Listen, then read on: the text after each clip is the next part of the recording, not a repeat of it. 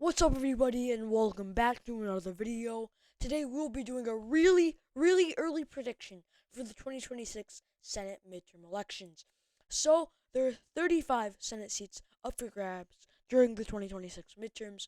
33 of them are planned, but 2 of them are going to be special elections. I'm just going to do a really quick one over these two.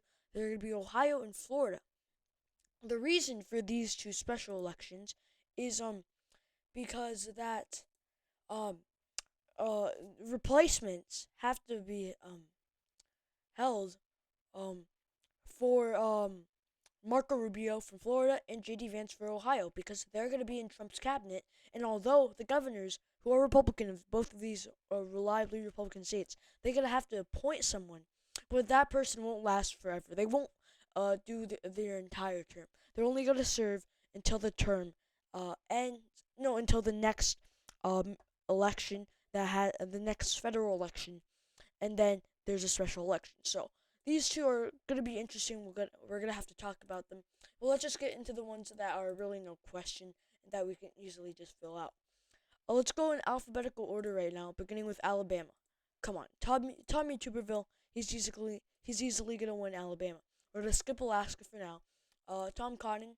He's gonna win Arkansas by a safe margin. Colorado. John Hickenlooper. It was kind of close. He won it by a likely margin in 2018. Colorado has shifted to the left and will continue to shift to the left. So I believe that Colorado will be won by a safe margin. Same with Delaware. That's not really a question. Georgia, come on, we gotta talk about that later. Idaho is gonna be safe Republican. Illinois, Dick Durbin, uh he will uh run for re-election. I believe Illinois is shifting to the left. Shifting to the right, and I believe it will be a likely Democratic state, even for an incumbent, Dick Durbin. It was Democrat in 2020, so I expect it to be Democrat. Likely Democrat in 2026. Iowa. We're gonna talk about that later as well. Kansas, Roger Marshall. It was actually a likely Republican margin. I believe Kansas will also be likely Republican margin in 2026. It's trending to the left a bit, I feel like. Um. Then there's Kentucky, where Mitch McConnell, he's going to retire. Andy Bashir, uh, he could run, but he's not gonna run. That's my opinion on this. And if it's not Bashir, Kentucky's gonna be a safe Republican. If it is Bashir, I don't know.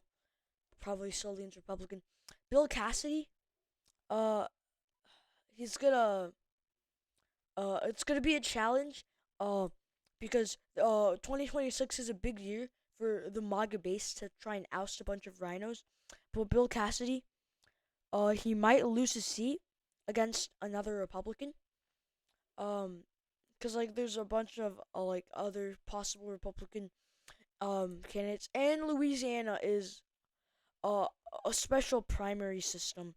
It's basically like um top two runoff. So basically, all the candidates run in one single election, and if no one gets 50% or more, then the top two go into a runoff. But whoever the Republican is should definitely get the safe race. I don't know if it's gonna be Cassidy, but Louisiana is definitely safe Republican. Maine, we'll talk about that later. Massachusetts, come on, Ed Markey is easily gonna win that seat by a safe Democratic margin. Michigan, we can talk about this later as well. Minnesota as well. Mississippi, Cindy Hyde Smith.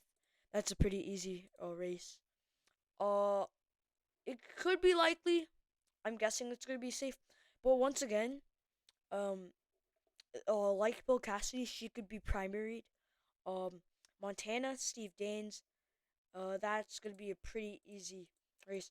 But as we saw, Shishi oust tester, I feel like it'll be a much better race for Danes than in 20 20 than in 2020. Also, I don't know why kept saying 2018 earlier. Well, I meant 2020. Um, Pete Ricketts. Uh, yeah, Pete Ricketts. He won the special election this year. He's gonna win 2026 by a pretty good margin. I mean, like we were watching that Deb Fisher Dan Osborne race, and that really proves that they're not gonna unseat like a Nebraska Republican senator.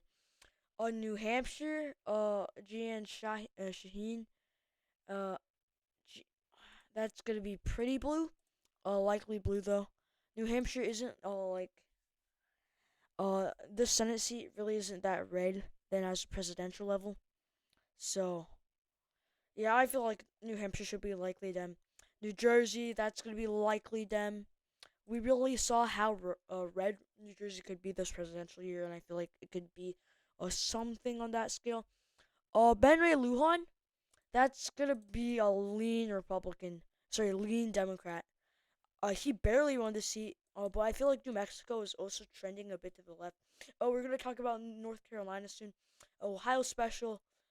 Whoever DeWine appoints should be able to win the seat by a likely Republican margin. Um, Oklahoma, come on, that's safe Republican. Oregon, uh, uh, Jeff Merkley, could be likely Dem. It's gonna be safe Dem according to my opinion. Rhode Island, come on, that's safe Democrat. South Carolina, Lindsey Graham, they're gonna try and primary this guy out. He only won it by likely Republican. It was safe Republican presidential this year. I feel like that it's gonna stay safe Republican on the Senate level, and Graham might actually be primaried out. Mike Rounds, South Dakota. Come on, that's safe Republican. Um, Tennessee, Bill Haggerty. Yeah, that's also safe Republican. A lot of safe Republican races in 2026. Not much things that Democrats can improve on. Basically the only shots they have are like in North Carolina, Texas, and Alaska or Maine. Uh, Virginia, Mark Warner, he's gonna win that seat by a likely Dem. Texas, John Cornyn, he might get primaried out, but I feel like the general election will be lean Republican. West Virginia, Shelley Moore Capito, she might get primaried out, but whoever the Republican nominee is gonna win it by safe Republican. Cynthia Loomis is gonna win Wyoming by safe Republican. Oh wow, what a shock!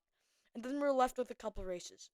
So let's go from the top, starting with Alaska. Alaska, I felt like Mary Peltola could beat Dan Sullivan, but that was only if she won this year her House race this year, and she lost that.